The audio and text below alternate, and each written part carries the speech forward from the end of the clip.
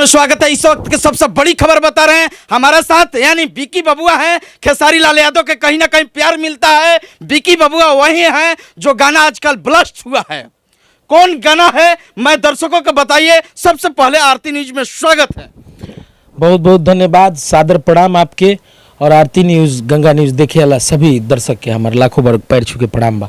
आज महाकाल स्टूडियो में हैं, यानी महाकाल स्टूडियो के मालिक सम्राट जी हैं। आप लाइव यहाँ से दिखाने का प्रयास कर रहा हूँ विकी बबुआ के साथ। इसी स्टूडियो से ये गाना एथी हुआ था ना, इसी गाना नहीं। हाँ, बस हमनी के गाना जे के म्यूजिक डायरेक्टर बानी मनोज बंटी भैया बानी, ए गीत के लिखे वाला बानी छोटू शिकारी जी। हाँ, राहुल भैया के सदा स्नेह प्यार के माध्यम से हमनी के ये सब प्रोग्राम चल रहा बा, जो भी हो रहा बा सब राहुल भैया के माध्यम से होता है। बिल्कुल, सम्राट जी हैं, राहुल सम्राट जी हैं, महाकाल स्टूडियो के मालिक हैं, यानी पटना मीठापुर में इनका स्टूडियो है। और मैं चाहूंगा कि वही गीत सुनाइए जो आजकल रील पर वायरल हो रहा है और यूट्यूब पर और फेसबुक पर।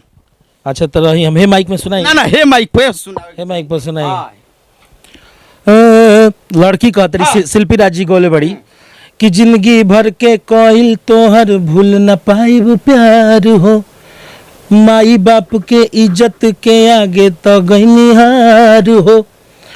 अरे कसम खातू कहीं तहर नाम ना धरे, कसम खातू कहीं तहर नाम ना धरे।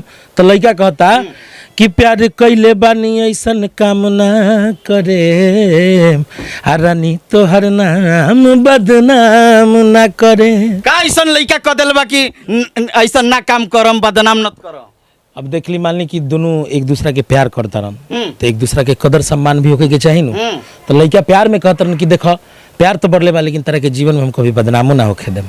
देखिए विकी बबुआ हैं, कहीं ना कहीं खेसारी लाल यादव के स्टेज पर मंच पर आते हैं और धमाल करते हैं और उनका प्यार आशीर्वाद मिलता है खेसारी लाल यादव के। और विकी बबुआ देखिए ब्लैक टी शर्ट में और ब्लू जींस पर, अच्छा फट गया है ये तो।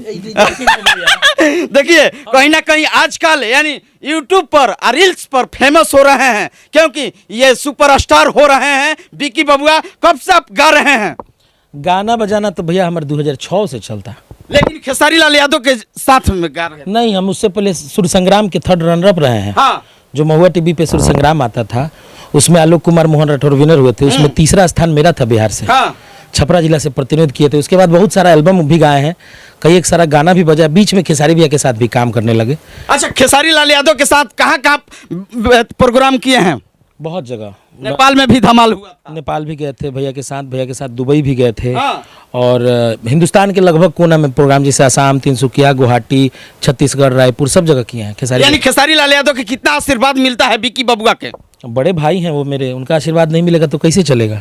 बिल्कुल, उन्हीं के आशीर्वाद से सब चल रहा है। मैं चाहूंगा कि एक खेसारी लाल यादव का आशीर्वाद मिलता है, खेसारी लाल यादव के गाना हो जाए। अरे गाते हैं मंच पर बहुत अच्छा। अरे भैया के बहुत सारा गाना भी फिलहाल वहाँ के एगो गाना वायरल भइल बैगन। हाँ, हो जाए। आ वही जान बैगन ले लो, आ वही जान बैगन ले लो। कैसे बा?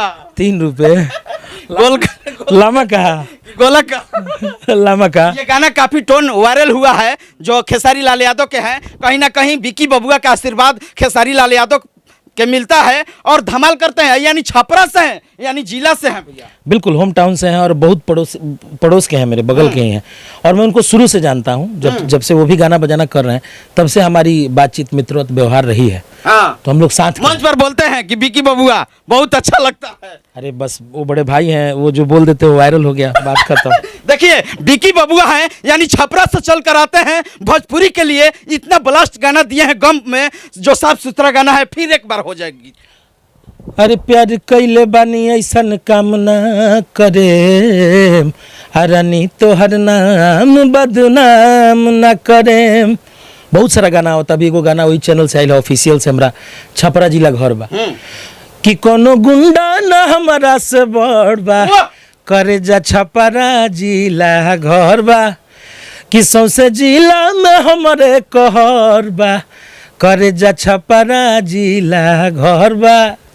आरा जिला घर नहीं है। अरे सब जिले में घर हो, लेकिन अब हमारे गांव हो तो हम अपना गांव के नाम धोइले बनी का भैया।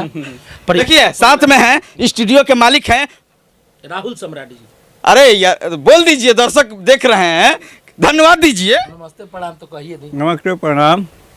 बाकी मनीष भैया के स्टूडियो हमारे स्टूडियो नहीं है। अच्छा, कुछ ये रजनीगंधा खाए हैं, कोई बात नहीं है, होते रहता है। देखिए विकी बबुआ, ये बताइए दर्शकों के साफ साफ बताइए कि आपका कहीं ना कहीं खेसारी लाल यादव से प्रेम है जी।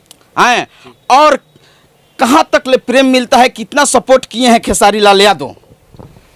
देखिए प्रेम तो बढ़ले बा, सपोर्ट की जहाँ तक बात बा, तो जब हम मुंबई में स्ट्रगल कर रहे थे, जब मैं उनके पास था तो उनका सपोर्ट मेरे साथ रहा। लेकिन अभी जब मैं पटना में रह रहा हूँ तो वो चाह के भी मुझे सपोर्ट नहीं कर सकते हैं। क्यों, ऐसा क्यों? क्योंकि उनकी ज़िंदगी बहुत व्यस्त है। बहुत क्योंकि पटना में उनका कंपनी बहुत है, क्यों नहीं सपोर्ट कर? बता रहे हैं क्या है ना कि जैसे कि वो अपने काम में इतना मस्त है।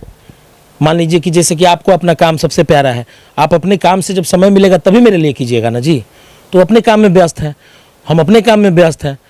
अब थोड़ा सा दूरी बढ़ा, जैसे मुंबई से मैं पटना आ गया तो थोड़ा दूरी बढ़ा, तो अपने काम में व्यस्त है, मिलेंगे तो फिर होगा। देखिए विकी बबुआ 5 लाख के केक कटा है ना, 5 मिलियन 5 मिलियन के ये गाना के केक अभी कटा हुआ है, और तमाम दर्शक भी देख रहे हैं। ये सबसे बड़ी खबर आरती न्यूज पर हमारे साथ देखिए सिपाही चाचा भी आ गए हैं। क्या कहिएगा विकी बबुआ के लिए? सबसे पहले तो मैं आरती न्यूज और आरती न्यूज को देखने वाले विश्व नहीं पूरे दुनिया के लोगों को तरफ से आपके दिल से धन्यवाद। चलिए बहुत बहुत शुक्रिया। कैमरामैन सहयोगी के साथ मैं मनीष कुमार, आरती न्यूज लाइव, पटना बिहार।